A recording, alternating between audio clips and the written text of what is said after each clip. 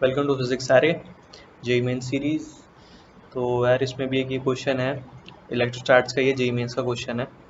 Question यार simple सा ही है बहुत कि इसने बोला एक सॉलिड स्फीयर है, उस पे टोटल चार्ज 2q है और उसकी जो चार्ज डेंसिटी है वो रो आर इक्वल टू के आर से वेरी कर रही है। ठीक है, अब इसने बोला है कि दो चार्जेस हैं ए और बी, दोनों पे माइनस क्यू चार्ज है और दोनों को diametrically opposite distance A from the centre वहाँ पे उनको रख दिया गया है। ठीक है, मतलब दोनों डायमेट्रिकली अपोजिट हैं और सेंटर से जो दूरी है वो डिस्टेंस ए है उनकी।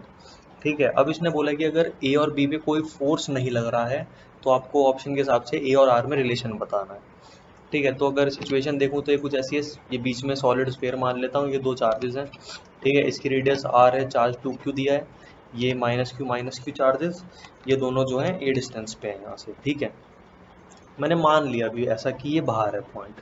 ठीक है, तो अब देखो, अगर मैं इसे बाहर मानूंगा ना, अगर मैं इसे बाहर मानता हूँ तो अगर मैं लेफ्ट वाले माइनस क्यू चार्ज को देखूं तो इस पे एक फोर्स लगेगा रिपल्शन का, इस तरफ लेफ्ट की तरफ। ये वाला फोर्स किस वजह से लगेगा? ये वाला फोर्स लगेगा माइनस क्यू चार्ज की वजह से जो राइट में। ठीक है, और दूसरा फोर्स इस पे लगेगा राइट की तरफ, जो कि है 2q चार्ज की वजह से लगेगा, इस स्फीयर की वजह से लगेगा, है ना।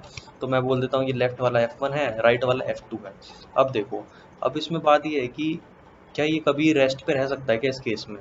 अगर तुम देखोगे ना यार, जो F2 वाला जो फोर्स है वो हमेशा ही F1 से बड़ा होने वाला है। क्यों? क्योंकि ये F2 वाला जो फोर्स है ये 2q चार्ज लगा रहा है। ठीक है, तो पहली बात तो मैग्नीट्यूड में बड़ा है और डिस्टेंस भी इसकी इसके बजाय तो कम ही है। ठीक है, अगर मैं राइट वाले माइनस क्यू से देखूं तो डिस्टेंस 2a है, और अगर 2q और माइनस क्यू की डिस्टेंस देखूं तो ये a है, तो डिस्टेंस भी कम है और मैग्नीट्यूड भी ज़्यादा है, तो हमेशा ही F2 जो है F1 से बड़ा ही होगा अगर ये चार्ज बाहर है तो। ठीक है, अब इसको मैं मैथमेटिकली भी देख सकता हूँ। F1 हो जाएगा मेरे पास में के Q into Q by 2a² और F2 हो जाएगा K Q 2q bye a²। ठीक है, तो इसमें जब भी अगर मैं इसे बाहर रखता हूँ, कुछ भी वैल्यू डाल दूंगी कि F2 हमेशा बड़ा ही आएगा F1 से। ठीक है, तो इसका मतलब क्या हुआ कि particle can not attain equilibrium at this position. ठीक है, तो इसका मतलब एक बात साफ हो गई, मेरे पास जो ये दोनों चार्ज हैं ये बाहर तो नहीं हो सकते। अगर बाहर नहीं होंगे तो कहाँ होंगे? तो अंदर होंगे ये। ठीक है, तो मैं इसको अंदर मान लेता हूँ। ठीक है, ये माइनस क्यू, ये बाहर वाला +2q है, ये इसका सेंटर हो गया, ये डिस्टेंस ए पर है दोनों। ठीक है, अब देखो मेरे को ये चीज़ कंफर्म हो गई कि ये अंदर है। पहली बात तो ये हो गई। ठीक है, अब अगर मैं इस पे एक सर्कल बना दूँ, सर्कल तो क्या स्फीयर है बेसिकली। ये स्फीयर रेडियस ए का मैंने ले लिया। ठीक है, अगर ये स्फीयर रेडियस ए का है, इसका मतलब ये दोनों चार्जेस की माइनस क्यू से पास करेगा। ठीक है, अब इस केस में अगर मैं देखूं, जो स्फीयर मेरे पास बच गया जिसकी रेडियस ए से ज़्यादा है और आर से कम है, यानी ये वाला जो पोर्शन जो है, ठीक है, इसमें जितना भी चार्ज होगा, क्या वो चार्ज इन दोनों माइनस क्यू और इस माइनस क्यू पे वो चार्ज फोर्स लगाता है क्या? नहीं लगाता। ठीक है, ये तो हमको पता होता है कि जैसे मान लो कोई सॉलिड स्फीयर है, तो उसके अगर मैं कोई अंदर कोई पॉइंट ले लूँ तो उस पॉइंट के बाहर जितने भी मास होगा या फिर जितना भी चार्ज होगा वो उस पॉइंट पर फोर्स नहीं लगाता। ठीक है, ये बेसिक मतलब अगर इसका आप प्रूफ देखना चाहो तो गॉस लॉ से निकल जाता है। ठीक है, बहुत आसान से ही होता है। बट यहाँ पे मैं डायरेक्ट इसका रिजल्ट यूज़ करूँगा कि जो जितना भी ये बाहर वाला चार्ज प्रेजेंट है ना, जिसकी रेडियस ए से ज़्यादा है, वो वाला इस पे कोई फोर्स नहीं लगाएगा इन दोनों चार्जेस पे। इसका मतलब क्या है कि जो अंदर जितना भी ये चार्ज प्रेजेंट है वो ही फोर्स लगाने वाला है इस पे। ठीक है, ये वही एक बात, ये मेन कॉन्सेप्ट इसका क्वेश्चन का यही है। ठीक है, तो देखो उस चार्ज को पता करने के लिए मेरे पास दिया हुआ है मेरे को ये रो इक्वल टू के आर। ठीक है, अब इसमें एक दिक्कत ये है कि के नहीं पता, स्मॉल जो के है, तो ये पता करने के लिए अगर मैं इसे इंटीग्रेट कर दूं, ठीक है, dv के रिस्पेक्ट में 0 से r, तो जो टोटल चार्ज है वो तो पता है ना मेरे को 2q दे रखा है, तो यहाँ से k निकल जाएगा। ठीक है, अब dv फाइंड करने के लिए देखो, dv फाइंड करने के लिए क्या सिंपल तरीका होता है कि मैं एक शेल मानता हूँ जिसकी रेडियस जो है r होती है और थिकनेस dr होती है।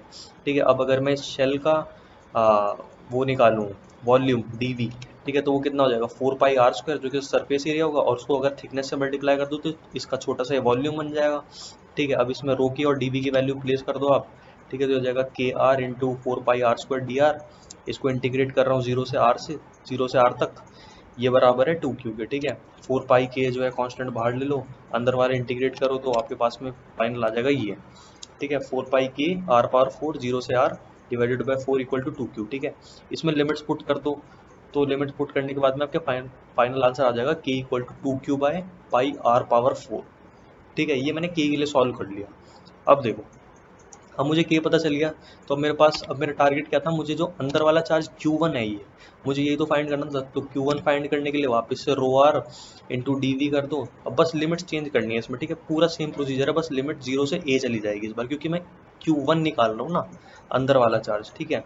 तो अब इसमें वापस से रो आर की वैल्यू डी वी तो यही हो जाएगा, रो आर पुट कर दो, स्मॉल के इंटू आर, के की वैल्यू मैं निकाल चुका हूँ, ठीक है, और इंटू में डी वी कर दो। तो इसका रिजल्ट भी अब सीधा मेरे को पता ही है, पहले भी तो ऐसे ही करा था।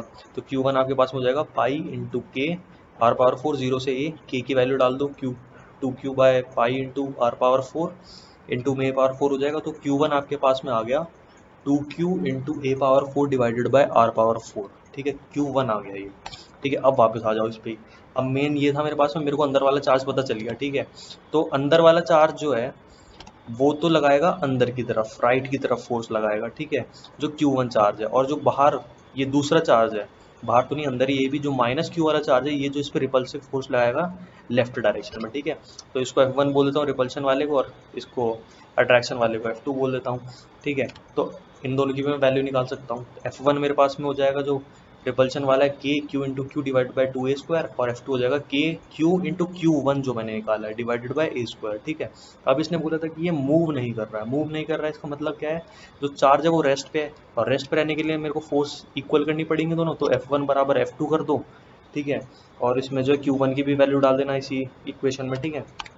तो आपके पास क्या आ जाएगा, K Q square by 4a² equal to K Q into Q1 की ये पूरी वैल्यू डिवाइडेड बाई a²। यहाँ से देखो कैपिटल के कट जाएगा, क्यू स्क्वायर कट जाएगा, और a² भी कट जाएगा। सिंपल आपके पास में बचेगा 1/4 equal to 2a⁴ divide by r⁴। ये आपके पास में रिलेशन आ गया। इसको सॉल्व कर लो तो आपके पास में आ जाएगा a equal to r divided by 8 की पावर 1/4, ठीक है। इसको चाहे तो 8 को ऊपर ले जाओ तो ये ऐसा बन जाएगा 8 की पावर -1/4 इंटू आर, ठीक है। तो आपका ऑप्शन नंबर कौन सा हो गया, ऑप्शन नंबर फर्स्ट सही है इस क्वेश्चन में, ठीक है। तो इसको ऐसे करना था बेसिकली।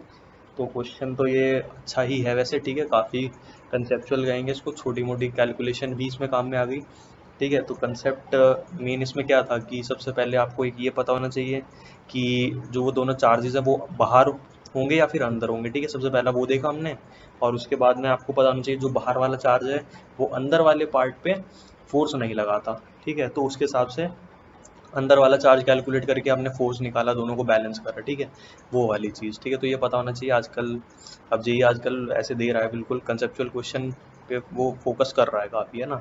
सीधा फॉर्मूले वाले भी कुछ ही आते हैं, बहुत ज़्यादा तो नहीं आते, बट हाँ वो कंसेप्चुअल अगर आसान भी पूछ रहा है ना आजकल, तो काफ़ी कंसेप्चुअल क्वेश्चन पूछ रहा है, ठीक है। तो इस पर ध्यान रखो, ये वाला क्वेश्चन भी काफ़ी अच्छा था। Thank you.